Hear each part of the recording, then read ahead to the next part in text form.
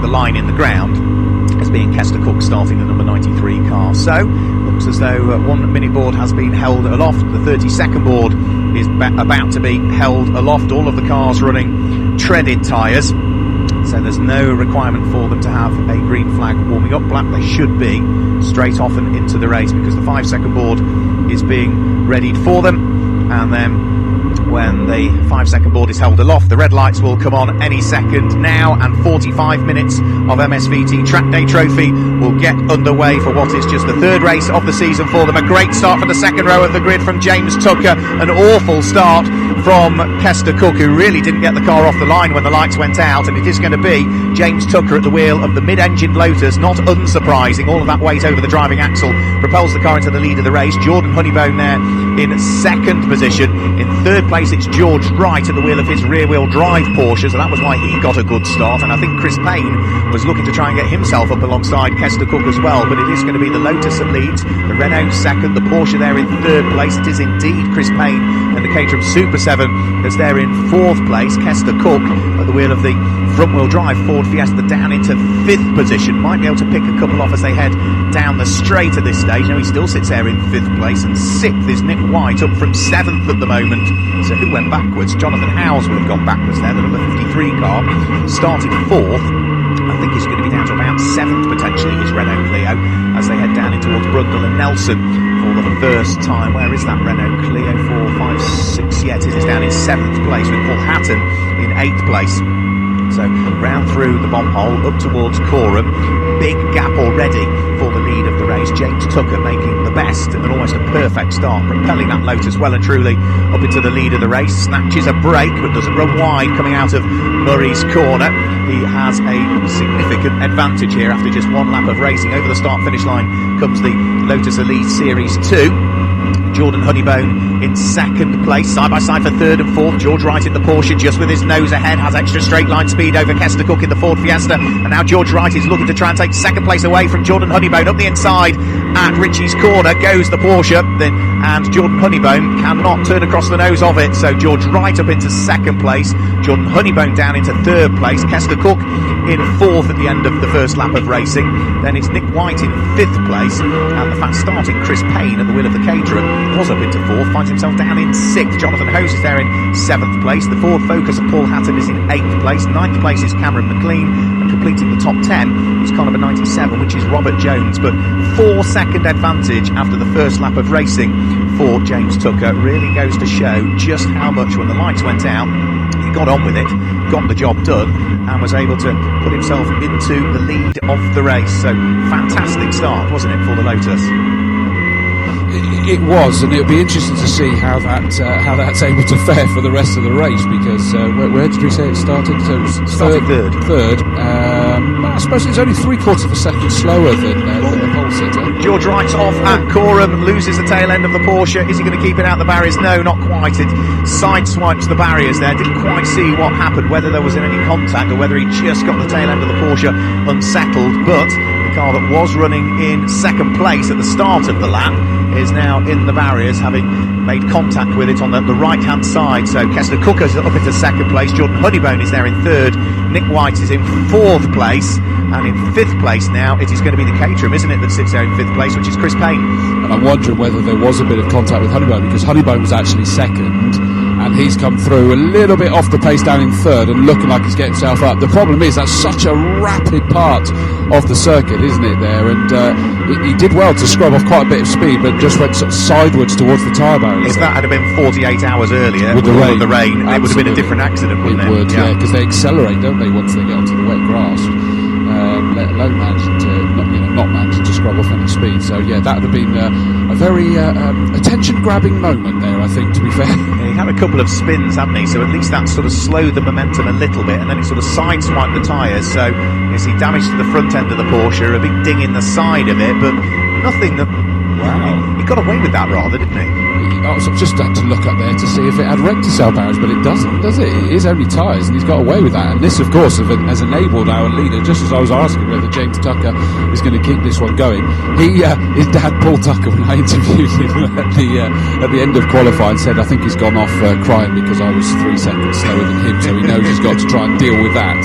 Well, that means that James is just going to just canter off into the distance and make up as much different he can from it for his dad as he can. Yeah, well, he needs to build the advantage, doesn't he? If he knows that he's handing over to Dad, who isn't quite as quick. However, in second place, Kester Cook has just posted the fastest lap of the race we've seen so far. 1 minute 24.768 for the number 93 Ford Fiesta in the hands of Kester Cook. That brings the lead advantage. It's still quite a significant one, down to 5.2 seconds. But on that lap, Kester Cook was 1.3 seconds faster than the race-leading Lotus. Just see the 52 Civic of Stephen McDonald just jumped up ahead of the 24 car of Alex Bone. That actually means that McDonald's he lost out in the opening stage because he started 8th, he's up into 9th, but 10th place for the 24 car, Alex Bone, he started 14th on the grid and was running at one stage there in 9th, so what a cracking start there in that Ford Fiesta. Yeah, fantastic start for him, the wheel of that Ford Fiesta. Through goes George Wright. He is now running in last position following his brief trip into the barriers there, but such as his pace, he should be able to catch the pack ahead and then pick a few more off there. I'm going to make a prediction here with 45 minutes of the race to go. With 39 minutes of the race to go. I'm going to go for George Wright to get himself inside the top dozen. I'm going for top dozen. You're rarely wrong, so I'll not argue. You can if you want. No. It happens all the time at home. Over the start finish line goes James Tucker. He still continues to lead the race. Does the gap come down first to second? Yes, it does. It comes down by a bit more. It comes down by another 0.4 of a second, so it's down to 4.8 between race-leading Lotus and second place Ford Fiesta. Jordan Honeybone sitting there in the Renault Clio, the Apple Car Centre Clio in third place. The Caterham, this time in the hands of Chris Payne, has got himself ahead of Nick White's Renault Clio that time through, so the Caterham back up into fourth, the Renault back down into fifth place. Yeah, but it was still raging as it disappeared out of our view, and with the size difference between the two, it looked quite terrifying, I must be honest. So I think Payne's going to hope that not only has he made that move, he wants to scamper away from that Clio as soon as he possibly can, but it did look like there's a whole lot, and in fairness, only just behind them was the 53 car as well that is being started by Jonathan Howes. Kevin Sterling jumping in it later. Well, that Clio was on the back of them as well. George Wright is still in last place, but is now just 3.7 seconds adrift of moving himself up through the order, and at the moment a 1 minute 27 from him, 27.0. That puts him as the fourth quickest car on the circuit, despite the fact that he's circulating in last place. And his qualifying was 1:26.968, so he's virtually on his qualifying time, so that's done him no ill. It suggests that there's no issue with the car, doesn't it, after it's off? Yeah. This fight's still raging, look, just coming down towards us for 4th, 5th and 6th, still being headed by the 45, the sort of, is that pink or purple or mauve or something, I'm not sure. Yeah, it's pink, yeah, we'll go with pink. 45 car of Payne, and what he's going to love is in his rear view mirrors you can see that the 53 Clio is trying to dive up the inside of the Pallet Force number 57 car there of White, but Howes just had to tuck himself back in again, so it's still 57 White ahead of 53, and Payne, looking in his mirror, seeing that happen, is hoping, great, now I can get away from these bigger cars than me. I tell you, who isn't getting away anymore, the race leader, because Kester Cook on that lap posted in second place, the fastest lap of the race so far, 1 minute 24.714, so the gap that was 4.8 seconds comes down to 3.6 seconds that time through. It's only a couple of laps ago, it was at 5.2 seconds, so it's all going the right way as far as Kester Cook is concerned. James Tucker knows that he'll hand the car over to his father Paul, who is slightly slower. Kester Cook will know that he will be handing over the car to Craig Sampson, who is slightly slower, whereas Jordan Honeybone, as we've heard from his father Ray earlier on, is doing this race all on his own, so that Clio that sits there in third place will remain consistent throughout the course of the race. So over the start-finish line come the lead three. The Caterham still there in fourth place, Chris Payne. The battle of the two Renault Clios, Jonathan Howes and Nick White, still together. The order might have shuffled, but they've shuffled back again, haven't they? No, they're around the other way. It's the 53 of Howes has got ahead of White, and you've got Sterling yet to take that one over, so that could be interesting. So he has managed to get past the 57 Pallet Force car, and he's already closing in on the back of the Caterham of Payne. I thought that it was looking very racy there, and he has. No sooner has he made that move past White, but he's pulled away from him and closing in on the rear of the 45 car. Yeah, it's Jonathan Howes, who's a real pain, isn't he, for Ian, that sits ahead of him. And at the moment, those two are going to be doing a battle over fourth and fifth position. As for class leaders, just to pick up on those, because it's the class leaders that will head towards the podium. Leading the race is the car that leads Class C, number 2, James Tucker. Kester Cook leads Class B in second position. Class N, the novice class, is being led by Stephen MacDonald, car number 52, that's down there in ninth place. And Class D at the moment is car number 199, and that is going to be Gary Cooper at the wheel of his Ford ST150 Fiesta. He is down in 14th position. And 68 George Wright, he's up into 22nd place now, and he's got another 5 seconds to make up before the next group of cars, and then it is a big gaggle that he's going to be able to get past a few of them that we saw him do a lap or two ago, so he's going to keep trying to push on as much as he can. Yeah, he's 5 seconds behind them, but was nearly 5 seconds quicker than them. True. So, yeah, look at this challenge for the lead. It is Kester Cook now side by side. He's on the left-hand side of the circuit and in a straight line sweeps his way past the car of James Tucker. So Kester Cook takes up the lead of the race, and well, he's absolutely flying, isn't he? Bringing the gap down lap after lap after lap. That lap he was 0.8 of a second quicker, so he should in theory now sort of disappear up the road, shouldn't he? He should. I mean, let's not lose sight of the fact that Lotus is actually a Class C car, so he's doing an amazing job to be up there fighting with these Class B cars, isn't it? Yeah, Class C is for cars with between 126 to 150 brake horsepower per tonne, whereas the Class B car in the hands of Kester Cook has got between 151 and 175 bhp per tonne. So he takes up the lead of the race. Real David and Goliath effort then, really, isn't it? It was all down to the start, wasn't it? Nailed the start, got away whilst I suppose they were waiting for front tyres to warm up still and rears to get a little bit warm, and now all of a sudden Kester's got the car underneath him he wants. What that means is for his challenge is that it's the 57, the Pallet Force car of White, that is the second place Class C car, isn't it? So that's where the battle really lies for the Tuckers. George Wright gaining another place there. He's almost inside the top 20 now, having spun down to 27th position and a bit adrift of the rest as well. He's starting to carve his way up through the order. As for our race leader, well, he is now threading his way through the traffic over the start-finish line. Lights on for Kester Cook. Hannah Garden and the Mini is the next car that he's going to want to try and work his way through and past. He has not only taken the race lead, he's pulled away to the tune of 1 1/4 seconds over the course of lap. James Tucker in the Lotus still in second place, 6 seconds up the road from the third place car of Jordan Honeybone, car number 44, and we're side by side for what is 5th and 6th, aren't we? We are, and it looks at the moment Howes has got it, and in fact I was waiting to see whether Payne in the number 45, the bright pink Caterham, was going to be able to rough it out until they got to the right-hander of Riches and then take that nimble car up the inside. It wasn't possible because, in fairness to Howes, Jonathan Howes, number 53, the white and blue with blue and yellow flashes car, was able to actually do that before they got anywhere near the apex, so there was nothing that Payne could do it. They were still fighting through Riches and onto the Bentley straight, and it suddenly meant that it's now 3 cars line astern, because the number 57 car of White, the Pallet Force car, he is now glued to the back of them again, so they kind of compromised each other with that pass, but all that Howes will care about is he did it. Yeah, well, whereas for the Caterham, that being the number 45 car of Ian, that will be a pain for him. He'll be thinking, how's Jonathan done that? And he can also look at his mirrors and see the white in the eyes of Nick behind. That's up to 4 there in we go. succession. There we go. We've got 3 in there. I've been worried. For the price of 1. Here comes Kester Cook over the start-finish line. So what is he going to be able to do? Because he heads over the start-finish line with 32 minutes of the race to go. So there is, 2 more minutes for Kester to come up with some sort of recipe to try and get that car through into a potential winning position when he hands it over to Craig Sampson for part 2 of the race. Pit window will be open very shortly indeed. You do hurt me, Larry. You really hurt me. You turn me inside out at times. times, I tell you.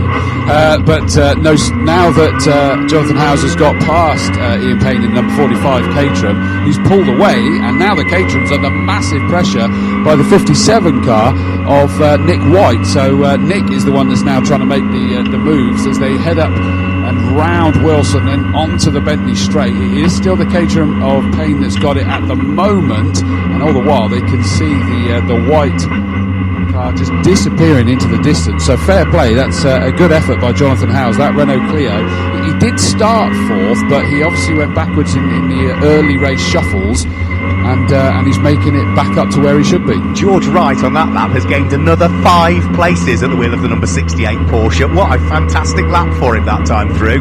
So he is now up into 15th position. We're only at the halfway point of the race. I did think that he might make some progress. Well, he's almost... Not even at that. No. Third race distance. Third race distance, aren't we? Yeah. I might have to correct the fact that he's going to get inside the top 12, because the way he's going, he's flying. That was a woman in 28.2 through traffic, overtaking 5 cars. Well, that is still as quick as anybody inside the top 4 places, isn't it? Yeah, you go up to first, second and third, and they're a bit quicker, but even through traffic, gaining 5 places, he's still one of the quickest cars out there. In fairness, you don't need to revise it, you'll still be safe. Even if he finishes first, it's within the top 12. That's so very you're true. still right. You're George right. So yes, it's very, very impressive. And what I'm more impressed about, Mark, if I'm honest, is watching it. Is he could have very easily had the red mist come down, but it's looked very measured. I mean, he's not been hanging around, he's been doing it, but none of it has looked, from what we can see, overly aggressive, that you can sometimes see when that red mist does come down. So fair play. Yeah, he's driving the car sensibly. He's not over-driving the car to try and make up for the problems that befell him earlier on. As for our race leader, well, he is still going to be threading his way through traffic. Here comes George Wright over the start-finish line. Another lap completed for the number 68 car. That was a clean lap for him as well. 27.3, so he's still gaining on the cars ahead of him. He didn't pick up another spot though that time through. Kester Cook about to come over the start finish line. Pit window is now open, by the way. Nobody has as yet come into the pit lane area, so through goes our race leader. Kester Cook chalks lap number 11 into the book, leading by 3.6 seconds from the Lotus of James Tucker. There goes Jordan Honeybone in third place over the start finish line. Number 44 Apple Car Centre Clio is now 7.3 seconds adrift of the second place car as he sits there in third place.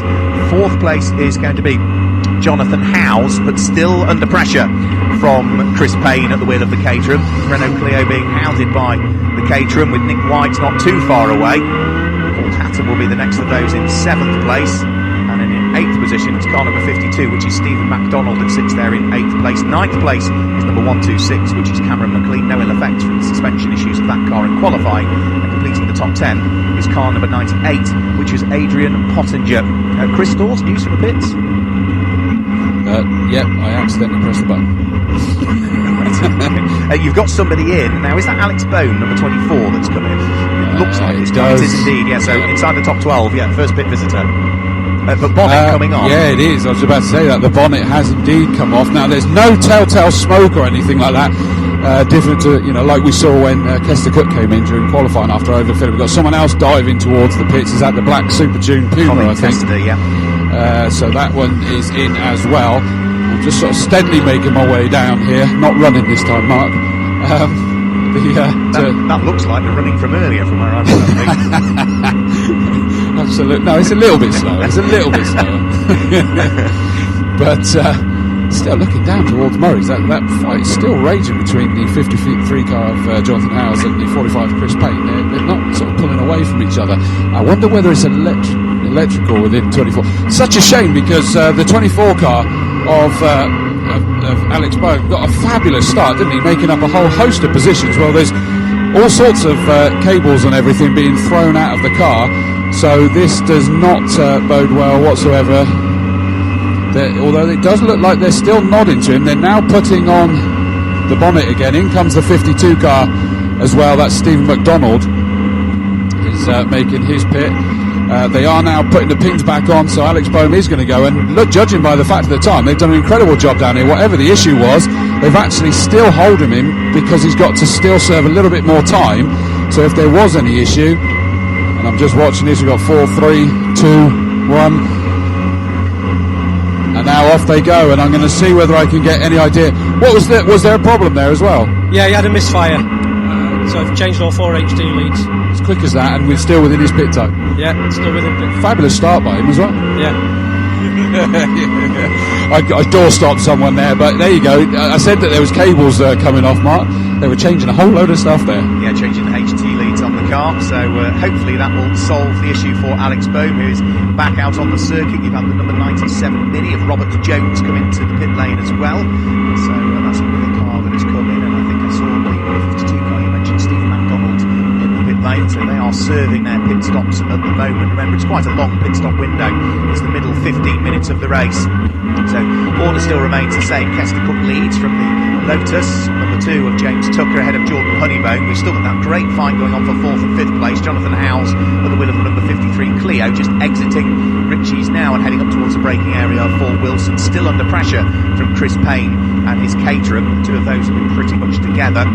Nick White's Renault Clio, however, is now sort of losing ground relative to them, so he's sort of dropping that a little bit further away, but not into the clutches of the car behind, which in 7th place is still the Ford Focus Fact Racing car, number 82 in the hands of Paul Hatton. Our race leader is just now turning his way through Coram. As for George Wright and the Porsche that backed itself into the barriers, well, he is now up into 10th position, is George Wright. He gained another place on that lap. Kester Cook, the race leader, will still continue round, so he is still pushing on. Over the start-finish line goes the number 93 race-leading Ford Fiesta. So another lap completed. There is the 2nd place car. It is now threading its way through the traffic, and through goes James Tucker, who is now very much under pressure from Jordan Honeybourne. Jordan Honeybourne's looking for the inside line, is he? Heading up in towards Ritchie's corner, and manages to squeeze his way through to take 2nd place away from the Lotus, which all of a sudden seems to be circulating slower. The lap time done by the Lotus was almost 4 seconds slower than it's previously done, which suggests, in fact, it was 4.1 seconds slower than it has previously done, which suggests there could be a problem here, because we haven't seen that car come into the pits. We know that James Tucker is quicker than he's currently doing, and in a straight line he didn't put up a great deal of defence when he was coming under pressure from Jordan Honeybourne. So if there is a problem with the Lotus, remember the erstwhile race-leading Lotus, common sense would tell you, bring that car into the pit lane now, get the driver change done, whilst mechanics, if you've got some, are also looking to see exactly what the issues are. 82 Paul Hatton is into the pit lane. He was circulating inside the top 10. The Mazda of Liz Walton also enters the pit lane as well to serve the mandatory pit stop. And also Ollie Owen is in, I think, as well, is he not, the wheel of the Clio? Well, I'm looking at the pit wall, and I can tell you that Paul Tucker is on the pit wall, not helmeted up or anything, so they're certainly not getting ready for a driver change, and you wouldn't necessarily expect them to, because, of course, Dad openly said that he's, considerably slower than his son, but I'm just going to wander over here sort of safely towards the pit wall. They're looking over and just listening. Oh, just going to squeeze through, sorry. See whether I can speak. Paul, you got any idea what the problem was that time round? Got no idea at all. Visibly slower, wasn't it? A lot slower then. Maybe we've got an overheating issue, I'm not sure. Unfortunately, we couldn't put your cooler on it for this weekend, so it's probably hot. Just potentially just letting it cool back down again. Yeah, he'll let it coast into the corners and then just get the engine cool again. Well, time will tell. Absolutely. I noticed it hasn't kind of gone right. Well, I better get ready in case he... It hasn't got you getting ready in case he brings it in early. Not yet, no hands waving or anything yet. No. So there we go. He's not had the signal. Thanks, Paul. He's not had the signal from James, so he's not planning to come in, but he's probably just coasting to let the air sort of filter into the engine and cool it down as much as possible. Thanks a lot. Yeah, another few cars heading into the pit lane this time through. It looks as though from inside the top 10, and number 57 Nick White is in at the wheel of his Renault Clio. We have also got down towards the bottom of the pit lane what looks like the number 18 Renault Clio. That will be a change of driver. Nick Broom giving way to Lewis Gatt, and also I think car number 126, which is Cameron McLean, is in, who finished second at Cadwell Park last time out, to the Apple Car Centre Renault Clio that's in the hands of Jordan Honeybone today. It was in the hands of Ray Honeybone at Cadwell last time through. So the race leader's still continuing. Other cars now picking their way up through the order as a result of pit stops for others. So it's number 93 Kester Cook in the Ford Fiesta that leads with 21.5 minutes remaining. But that car is as yet to stop. It's second but yet to stop is number 44, which is Jordan Honeybone. Third is number 2, which is still James Tucker, but ever slowing at the wheel of the Lotus. That's 2 laps that have been 1 minute 30s. Another lap that he's just completed was a 1:29. His best is a 1:25, so still 45 seconds slower.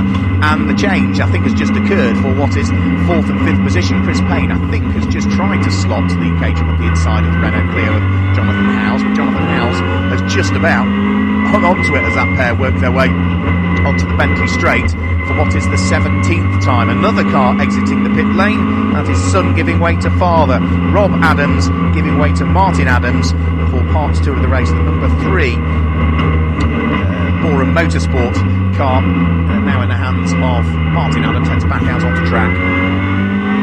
Through goes Kester Cook, the race leader, 20.5 minutes to go off the scheduled 45. Ray Honeybone's in. Sorry, Jordan Honeybone's in. Right. He's come straight into the pits now, so this is potentially a significant mark, isn't it? Because you're sort of feeling, because he's staying consistent, is that he could be in for this one, couldn't he? I think he's in a good place. Yeah. I'm just going to have a little look, because we wondered whether there was just a moment in the opening stint when George Wright went off.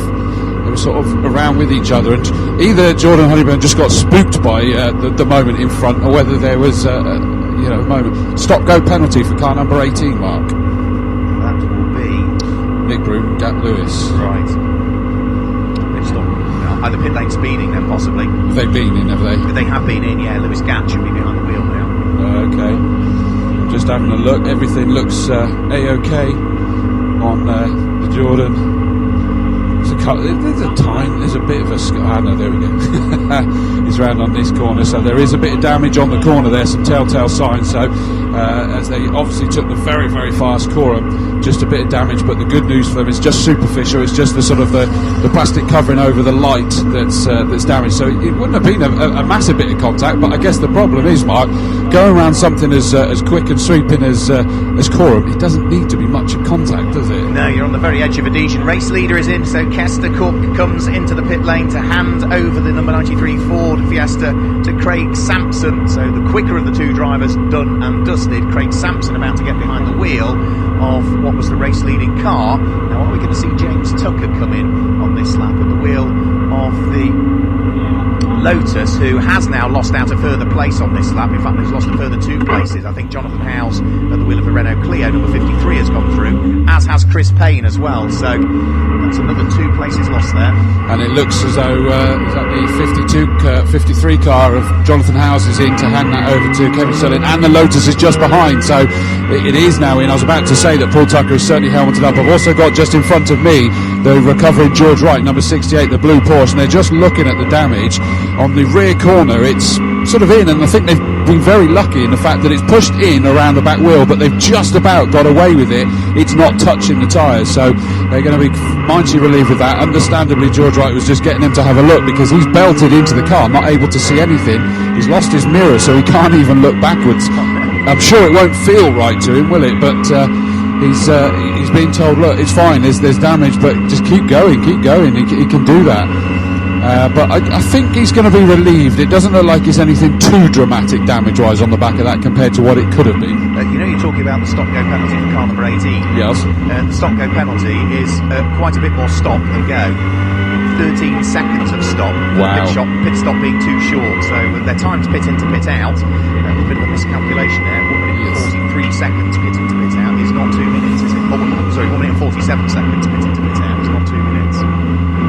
Fair play. Well, we've got the 53 car, Kevin Sterling, taking that one over. That's by my reckoning could go quicker. Out goes the 93 car now with Craig Sampson behind the wheel. Kester Cook is here, and we've also got James Tucker. James, that was a fantastic start you got there in the Lotus. Yeah, well, I think we were sort of benefiting from everyone being front wheel drive around us, because it just got so much more traction being rear wheel drive off the line, and just gave that little lead down to nice. And then it was all happening behind you, which made it an even bigger gap for a while as well. Yeah, they definitely helped me because they've got a bit more pace than us. So just struggled a little bit then when we caught back up to the back of the grid because I just can't do them in a straight line. So.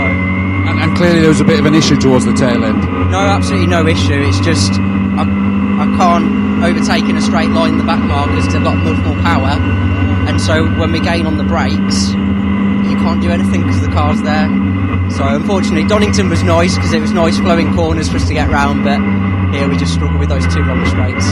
Straight, I mean, such a David and Goliath thing though, with it being a Class C car.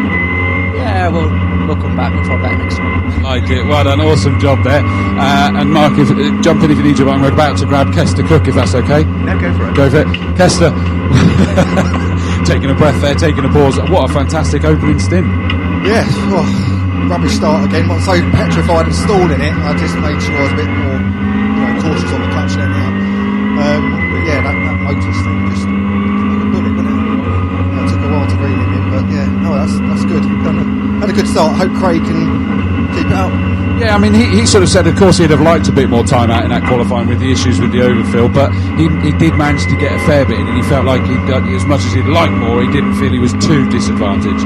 Yeah, no, he's a good lad, knows how to drive anyway, but he's used to car with downforce, so it's quite a bit different. It feels like a big rolling ship to him driving that. I'm sure he'll do well. And the good news was, when you stopped in the pits, I saw no smoke. No, that either means it's got no oil in it. Yeah, that's true. They say that it's warm when it stops, but no overfilling this time then. No, we've drained it all out now. It's got no oil in it, so hopefully it'll last. Fabulous, great job. Well done. So that's Kester Cook in the 93 car. And also it looks like another drive-through penalty, Mark. It does. It's a drive-through penalty for car number 98 for the pit stop being too short. Now, it doesn't say how short the pit stop was, but it does suggest that, yeah, that car is going to have to enter the pit lane at some point. We've got an amended all colours grid that's found its way to us, and an amended grid for the MSV Track Days Enduro KA series as well. So paperwork finding its way to us. There's still 14 minutes of the race to go. The pit stop window has now closed, which does beg a bit of a question because car number 118 has not been into the pits as yet. Robert Quantrill at the wheel of his Clio. Oh, really? Well, the 98 car, that really was a drive-through, that one, Mark. They didn't have to stop at all. Although, I'm hoping pit lane is now closed, as we know. But yeah, that one generally was. Whereas you said, I forget which number it was. The other one was 18 that had a stop, and that you said was going to have to stop for 13 seconds 13 or something. seconds, yeah. Wow. For Lewis Gap to serve, yeah. And I didn't see whether they've done that or not yet. Haven't seen it as yet, I don't think so. We have, however, had a change of lead on that lap because Craig Sampson has been caught by Jordan Honeybone's Renault Clio. So the number 44 Apple Centre Clio goes through into the lead of the race. I did think that Jordan Honeybone was in a good position in this race on the basis of knowing in the shared cars who was going to be quicker and who was going to be slower. So, as expected, Jordan Honeybone has worked this one well to grab the lead of the race. Craig Sampson is in second position at the moment and has almost 35 seconds in hand between himself and Chris Payne in the Caterham, that's there in third place. Fourth, but gaining on that Caterham, is the number 53 car of Kevin Sterling, the Team Norfolk car. The number 57 Renault Clio of Nick White is in fifth place. Paul Hatton has now brought the Ford Focus up into sixth place, number 82. Stephen MacDonald in his number 52 car, sitting there at the wheel of his Honda Civic in seventh place. Eighth place now is the number 2 Lotus of Paul Tucker. Ninth is number 126, which is Cameron McLean, completing the top 10 now. It's car number 97, which is Robert Jones at the wheel of the Mini. That's the order currently. I'll give you another rundown shortly, and we'll pick up the class leaders as well. So over the start-finish line goes Jordan Honeybone. He leads to the tune of 2.5 seconds now between himself and the Ford Fiesta number 93, Craig Sampson. Gap coming out further on that lap came out by another 9/10 of a second. So it's all going to plan for the Apple Car Centre Clio, which claimed a win last time out in the hands of Dad at Cadwell Park on the 18th of May, where they did a 45-minute race there, and Ray Honeybone claimed victory by 12.7 seconds over Cameron McLean. Jordan Honeybone is leading, and the runner-up from Cadwell Park, Cameron McLean, is down in 9th position currently. An eye towards, Renault Clio of Kevin Sterling. Kevin is doing a sterling job here. He is reeling in Ian Payne's Caterham that sits there in third place. That's the best lap that the number 53 Team Norfolk Clio has done so far. 1 minute 26.893 is almost 2 seconds a lap quicker than the Caterham, and he's 2.052 seconds behind it, so could well see that Renault Clio up into the podium places by the end of this lap.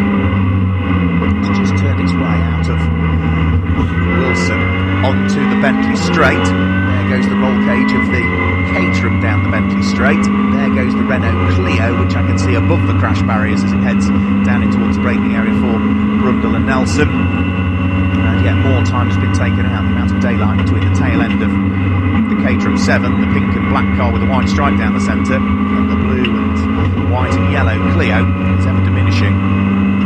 Just under 11 minutes of the race to go. We'll have the class winners heading towards the podium, which for the moment, leading Class B is the overall leader, Jordan Honeyboat. Leading Class C is down in 5th place, number 57, the Clio of Nick White. Leading Class N, the novice class, is number 52, Mini, in the hands of Stephen MacDonald. And then leading Class D, you have to look all the way down to 15th place for the leader of Class D. Car number 199 is the Ford of Gary Cooper.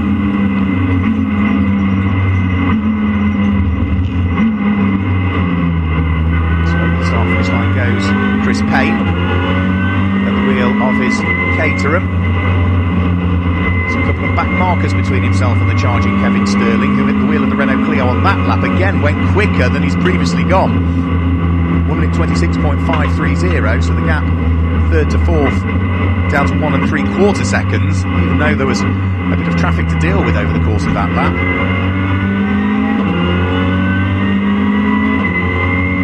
Gap I'm going to watch out for is the gap for the lead of Class D as well. It might be down in 15th and 16th position, but the 199 red Ford of Gary Cooper is getting reeled in by the Ford Puma of Colin Tester. That's the Super Tune car. Now they are both in Class D, with Cooper being the leader of the class, Colin Tester being second in the class. Certainly looks as though those two may well be right onto terms with each other before too much longer. I've just spotted the 30-second stop-go penalty for 118. That's huge. It is rather, isn't that? Well, that's because Robert Quantrill didn't come into the pit lane. Oh, you did say, didn't you? Yes, of course. Yes. Well, he did come in, but just not within the window. He was enjoying himself too much. Through over the start-finish line. There goes Chris Payne at the wheel of the third-place Caterham. What's the gap between himself and the number 53 Renault Clio? That time it comes out, actually, so it did just come out a shade more. They are at the moment now separating by 2.3 seconds. That would have been, I'm sure, to do with traffic. So we've got 8.5 minutes of the race still to go. There was one change for order inside the top 10 last time through, and that is Cameron McLean managing to get ahead of the Lotus, so that puts the number 126 Renault Clio that was second last time out at Cadwell Park now into 8th place. Paul Tucker at the wheel of the former race leading Lotus Elise Series 2 now down into 9th position, and George Wright at the wheel of the Porsche completing the top 10 now. Can he gain any more places in the final 8 minutes? George Wright, he is 3 3/4 seconds quicker on that lap than Paul Tucker at the wheel of the Lotus, and he's 18 seconds behind, so he might gain one more place, but it's not going to be many more than that. I think probably 10th is as good as it's going to get for George Wright, which either way, Chris Dawes, is not a bad result, is it? No, and I still go back to my biggest level of being impressed with him. It is the fact that he hasn't let the red mist drop. And I can tell you that seeing him when he got in, there was red mist in there. You know, he was very... The adrenaline was high, and he wasn't sure where his frustration was being aimed, and he was telling his mechanics, go and have a look. And they were going round and going, we're just not sure what to do, really, because it's okay. I mean, he was very lucky that it wasn't onto the tyre. The mirror's gone, and there's going to be some bodywork bashing to do to get it sorted, but he's just been very, very measured despite all of those emotions. Yeah, he's just working his way through the order. He's sort of plateaued where he is now. I don't think there's a great deal more to come from George, but he's driven his socks off in this one as George Wright at the wheel of the 68 Porsche from 27th and some way adrift in 27th all the way back into 10th position. For what you can argue was just one of those things, a racing incident, I'm sure it would be deemed as, that little bit of contact pitching back right into the barrier. So thankfully the grass is dry. 48 hours earlier, that would have been a sizable accident. But yeah, such has been the weather in the last couple of days, and all of that water slowly disappeared. Over the start-finish line has gone already Jordan Honeybone. The Apple Car Centre number 44 Renault Clio still continues to lead the race. The 5.7 second advantage now having been built between himself and Craig Sampson at the wheel of the Kester Cook prepared and owned number 93 Ford Fiesta. How's the squabble for third and fourth coming on? Well, it is now pretty much together, with traffic having to be dealt with as well. Chris Payne's pink Caterham under pressure from Kevin Sterling, who is right with him this time as they head onto the Senna straight. In a straight line, has the Caterham got the legs over the Renault Clio? No, the Clio is closing up onto the coattails of the Caterham. This is the battle for third and fourth place up towards Ritchie's corner. Kevin Sterling looks for the inside line. Can he squeeze through at the wheel of the Team Norfolk Clio? No, not quite. Oh, that was rather close, to say the least. Chris Payne had nothing in his mind but to chop across and take the apex, and he did that. That was pretty confident driving, wasn't it, from Chris Payne there? Wow, I mean, that was hold your breath moment, wasn't it? Goodness me. I see that the 52 car, Stephen McDonald, the black and orange Civic Type R, has just managed to get past the Pallet Force liveried 57 Clio of Nick White. So, and considering that's novice, because he's in the novice class for McDonald, that's pretty good, up to fifth overall. I'm just disappointed that we haven't had a drive-through for that number 52 car, really, because it would have been great, wouldn't it, to have a drive-through McDonald. So many Werrells today. It would have been good. It's just not happened, is it? It was there. We were waiting to have that one, but I'm disappointed. And I think we just had the drive-through there from the 199 car of Cooper, but I never saw any indication that he had one, but he served one anyway. Well, if he's served one, that is going to mean that no longer does he lead Class D. That now means that Colin Tester at the wheel of the Super Tune Puma, car 168, inherits 15th place overall and the lead of Class D, so he'll be heading towards the podium. Here comes a squabble for the final place on the podium for Class B. Third position overall in the race as well. Side by side up towards Ritchie's corner. Tried on the right-hand side, the inside line last time. Is he going to try on the outside line this time? He's thinking about it, but no. Kevin Sterling at the moment is being palmed away by Chris Payne, who is having none of it. The Caterham is able to brake that a little bit later because it's lighter, but as they head in towards the braking area for what is Wilson, it's down the Bentley straight, I think things will tell, because in a straight line the Clio has the legs, doesn't it? And that's become a three-car train now, because 52 McDonald's with him and 57 Waite's closing in. White is closing in as well, so that's rapidly going to become a four-car train for third position overall. It looks as though Stephen McDonald might possibly be up into fourth place here, because he got a good run on Kevin Sterling. Is he through? No, they're still in the same order. Caterham from Renault Clio, and then the number 52 car of Stephen McDonald, who, if he doesn't go through in ahead, will still be leading Class N, won't he, which is the novice class. So that's a good performance, isn't it, from a novice? It's a very strong field of cars this weekend. Absolutely, and I mean, he's not only fought hard to get up to fifth place, he is looking like he could end up with a third overall. Not that he will get that, because he'll be the first in the N class, as it were, because that's how we do it. Although somehow, Mark, just to warn you, we might be trying to do 3, 2, 1 of each of the classes, but we'll see how that one goes. That might be me doing that a cappella off mic, but we'll see. I did refer to him as being in a Mini earlier on. I do apologise. It's most definitely a Honda Civic. We're side by side for third and fourth place again, and is this the lap? Yes, it is. That Kevin Sterling puts the Team Norfolk Renault Clio through and ahead of Chris Payne's Caterham. Place gained for Kevin Sterling, place lost for Chris Payne. Is he going to lose any further places on the run in towards breaking out for Wilson? Well, possibly here, because Stephen McDonald now wants a little bit of this as well. He wants to join in the fun, but he needs to be careful. He's in that dichotomy, isn't he? He wants to attack, he's got to defend, otherwise he might lose out to the Renault Clio of Nick White. And you notice that the 82 Hatton Focus is just behind them as well, so there's so much fighting going on that it's kind of bringing, what we're up to, 5 of them that are going to be being together. Fact Racing Focus of Paul Hatton and the number 82 car could join in as well. That would make it an even better battle. So 4 cars as one, turning their way through Brundle and Nelson. The Ford Focus of Paul Hatton, not that far adrift as well. Up the short straight in towards the right hand, and they'll go at Bombhole. From there they reappear back into our view. I do think that Kevin Sterling might scamper away a bit more now at the wheel of his Renault Clio now that he's gained the place. Chris Payne is going to become the cool cork in the bottle, rather, isn't he, at the wheel of that Caterham? So round through Murray's over the start-finish line now will come, whilst the race leaders are already safely onto lap number 29 with a minute and 3/4 to go. So onto the penultimate lap has gone Jordan Honeyboat. And now it does look as though Chris Payne is under pressure. Stephen MacDonald is having a go, and the Civic in a straight line drives straight past the Caterham. But you could, runs wide. and straight on, you could see he was twitching, wasn't he, under the braking from a long way back into Richie's then. Long way back into Richie's. Now, did he keep the car? I don't think he kept it out of the gravel. Did he keep it out of the barriers? Is the big question. And I'm not convinced he has. I think he might have just made contact with the barriers there. Yeah, because he's reversing back away from it now, which is surprising. I thought that he'd got that gathered up, so I wonder whether there was actually a fault there, because, like I say, it was from a long way back that he was squirreling under the brakes. That didn't look quite right, did it? No, it didn't, and it may well now mean that the novice class may well go the way of number 97, Robert Jones, albeit he's left the scene of the crime now. As you know, he's driving away from the scene of the Safe crime. place, isn't it? Yeah, he's getting the car out of harm's way behind the barriers, I think. What a shame, which kind of does back up the fact that I think that there was an issue trying to do a bit of damage on the front. There's some damage on the front of the car. That is such a shame for him. Which does suggest an issue, because there's such a long run off there, isn't it? Is that that's rare that the exit, which is you actually make contact with the barriers. You make your way towards the cornfield, get your passport back out to rejoin the circuit, to be honest.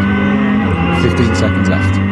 Just one of those unfortunate things for him. Through and over the start-finish line now goes Kevin Sterling. He is looking safe for third place. Jonathan Howes having done all of the hard work in the early stages. So it's the top 4 cars all running in Class B. Up to 5th now is going to be Nick White in his Renault Clio. He leads Class C at this stage. Class D is being led by Carnival 168 Colin Tester and Will Humer. And the novice class, Carnival 97, is, I think, going to go the way of Robert Jones at the wheel of his Mini, the JCW, but the overall race win is going to go the way of Jordan Honeybone, who is about to flick his way over the start-finish line. He flashes the lights. It's back-to-back wins for the Apple Car Centre Clio. Ray, his father, took the win at Cadwell Park last time out on the 18th of May. Jordan takes the win here on the 15th of June at Snetterton. Craig Sampson and Kester Cook's Ford Fiesta number 93 car comes through to finish 9 seconds adrift in the end, but is in second place. Third place should go the way of the Team Norfolk Renault Clio, which will be down heading towards the bomb hole, I would have thought, at the moment. And in fact, bang on cue, there is the car as it appears into view. All Kevin Sterling needs to do is not make a mistake heading in towards Murray's, because any mistake will be pounced on by the Caterham behind him, which is Chris Payne, who's going to surely come through and finish in 4th place. So Team Norfolk number 53 Renault Clio accelerates towards a checkered flag. This is 3rd place overall for Jonathan Howes and Kevin Sterling. Jonathan Howes looks chuffed with that from the pit wall. Chris Payne in the Caterham number 54 finishes in 4th place. 5th place, and the winning Class C goes the way of number 57 Nick White. 6th is number 82 Paul Hatton. 7th place should be the car of Cameron McLean that had those problems that brought about the red flag in qualifying. So at least whatever the problem was, they got it sorted, and he has had a fairly trouble-free race. Cameron McLean, number 126, takes the checkered flag now to finish in 7th place. 8th place will go the way of the number 2 car, James Tucker, leading the race earlier on. Paul Tucker will bring that car towards a checker flag, or will he? George Wright is going to pick the pocket on the charge to the flag. George Wright picks up one more place at the wheel of the Porsche. What a drive for George Wright. From 27th and some way adrift all the way back up to 8th position on the run to the flag by 60 thousandths of a second. George Wright did it, car number 68, which means that in the 9th place it is number 2, James and Paul Tucker, and completing the top 10, the winner of the novice class, car number 97, which is the car of Robert Jones. 11th place goes the way of number 24, Alex Bone. So they clearly solved the misfire on that car and got it all done rather effectively in the end during the pit stop window, changing all of the HT leads. 12th place is number 98, and that is going to be Charlie Polk and Adrian Pottinger's car. 13th place is the winner of Class D, number 168 Colin Tester. 14th place, 182, is Oliver Owen. 15th place is the car that ultimately didn't finish because of its trip through the gravel and into the barriers there up at Ritchie's Corner, but it should still be classified. Number 52 of Stephen MacDonald in 15th place. 16th place is 177 Chris Palmer and Dan Saunders' car. 17th place is car number 69, which is Russell Sargent and Chris Steed. Steed. 18th place is 144, which is Sarah Hobson. 19th place is number 3, which is the Mazda of Martin and Rob Adams. And just to give you the top 20, it was car number 199, Gary Cooper, who was leading Class D for a period of time until that drive-through penalty. He will complete the race, finishing in 20th position. So the class winners will be heading towards Chris Dawes and the podium very, very shortly. The next race for the MSVT Track Day Trophy is scheduled to take place up at Alton Park on the 20th of July, before on the 18th of August they head to